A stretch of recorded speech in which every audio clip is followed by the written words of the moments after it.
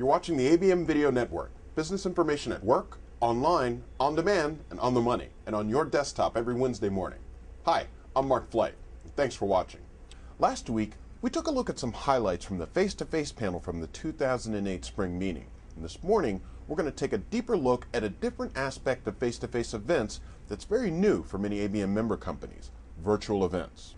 Eric Biener, the Vice President of Business Development for Nielsen Business Media, oversees their virtual events. And last week, I sat down with him to get a better sense of how this enhanced delivery mechanism also serves to complement the traditional media used by marketers, such as print, television, or physical trade shows. Eric discusses monetizing virtual events and how they improve and deepen traditional content delivery, and also offer audiences innovative ways to share information and interact with both attendees and exhibitors. Let's take a look.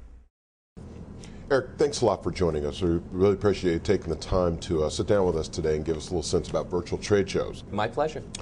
I thought it would be helpful to start off by helping our viewers get a little bit of a better sense of who you are. You've got a rich background in media covering print, the online space, television, and obviously events and trade shows. Can you talk about how you bring those experiences to your involvement with virtual trade shows specifically? Sure, that's a great question. Actually, my experience in the multimedia at television, print, and online has really enabled me to get an understanding of how our audiences, or audience in general for different business segments, utilize different forms of media. So being able to get an understanding of the different forms of media and how they're used by our business professionals really enables me to put together programs that most talk efficiently to our audience. Can you give us a sense of how and when Nielsen expanded into virtual trade shows and the drivers behind that initiative, and in a general sense, how it's impacted Nielsen Business Media? So approximately 2 years ago, I was brought along with some of my team from my previous employer to start what I would consider the digital relationship marketing business for Nielsen Business Media.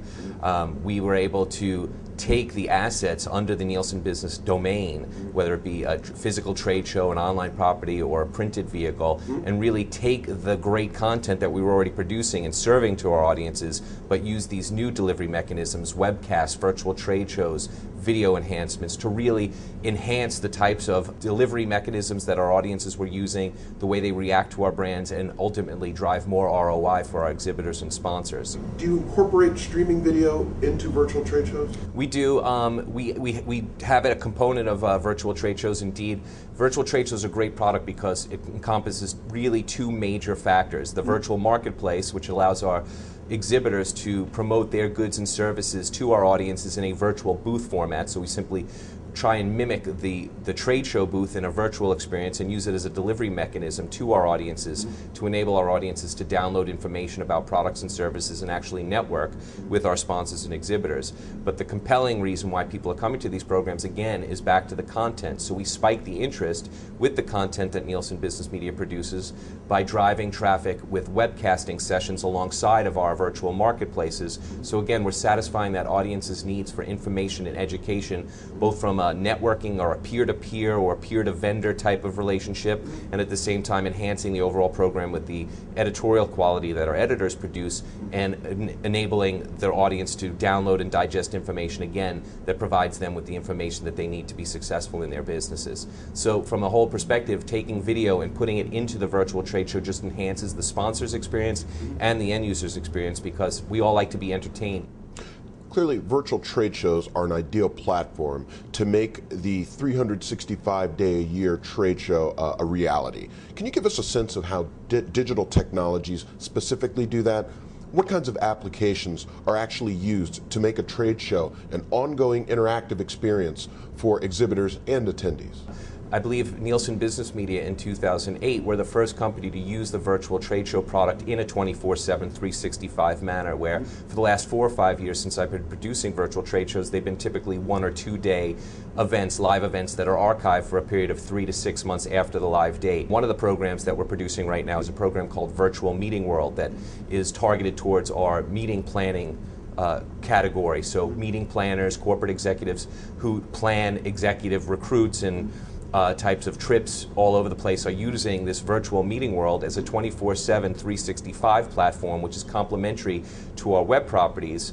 We enable the user to come into the virtual meeting world environment all year long. So this product, this virtual trade show, is actually a 365-day program, which is an extension of our digital property. What kinds of interactions are taking place after you've conducted the actual event?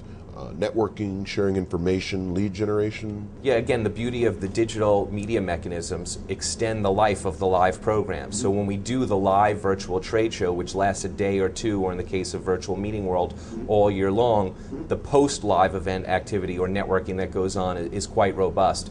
It's a majority of peer-to-peer communication. We'll go back in and you could see that our end users are going in without editors involved and simply doing research and analysis amongst one another with the instant messaging features that are available, the virtual chat lounges that are available. We really see these programs as a platform for audiences to really take part in peer-to-peer communication. So we've seen a lot of that after the live date.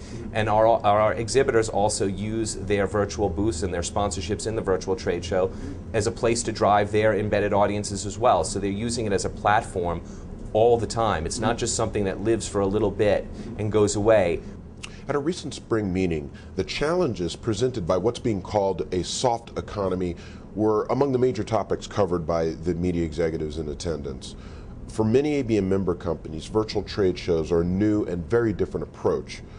Given that they bring down costs for both the attendee and the exhibitor and reduce travel costs, etc., do you think this economy is going to prompt more business media companies to explore virtual trade shows because of the cost effectiveness in the coming year? Absolutely, there's no doubt that's a cause and effect. You know, everything's more expensive now, so just by default, producing a virtual trade show versus producing a physical trade show, or being an exhibitor at one versus the other, by default you're going to spend less on the virtual side. But that's not necessarily the core component of why virtual trade shows will be successful or sustainable. It's satisfying that end user's needs. So if we satisfy the end user's needs, and that's what our focus is on, the end user's experience, the money, everything that you've just suggested, it is a component, but it's swept aside, because really supplying that end user with the experience and that information as your priority serves every party involved. For companies looking to get involved with virtual events, what factors need to be considered to develop an approach to effectively monetize virtual events? What we forget all the time is that just because this event is taking place virtually as opposed to in a physical location, the same amount of planning and thought and business strategy needs to take place by the owner of the event. Just because the delivery mechanism is digital doesn't make it an easier program to produce or manage. The same types of thoughts and analytics go into it. So just as I would staff a trade show with a marketing director and an editorial director and all of the human intellect and manpower that goes into producing a trade show, the same types of sophistication and thoughts need to go into producing a virtual trade show, because that's really how you bring this into a sustainable business model. So where content is key in a physical environment, content is equally as key in a virtual trade show environment. We treat the development of our content equal. Marketing, driving traffic to a physical trade show is quite a challenge in 2008. Driving a trade show, virtual trade show audience to a virtual trade show program is complex with different nuances. You're evangelizing, you're explaining to the audience what a virtual trade show is, so you're starting from almost the negative 10-yard line. Once they get to that break-even line and they forget about the delivery mechanism and the virtual element of it, and they see the takeaway, it's a success. So I guess long story short is, for virtual trade show producers to think that they're easier or there's less amount of time and preparation that goes into a virtual trade show than a physical trade show is probably what shoots most people in the foot. When you look at it in combination with a physical trade show as an enhancement to a physical trade show, that's what the beauty of a virtual trade show is. Eric, thanks a lot. Appreciate it. My pleasure. Thanks, Eric, and thank you for watching. We'll see you next week.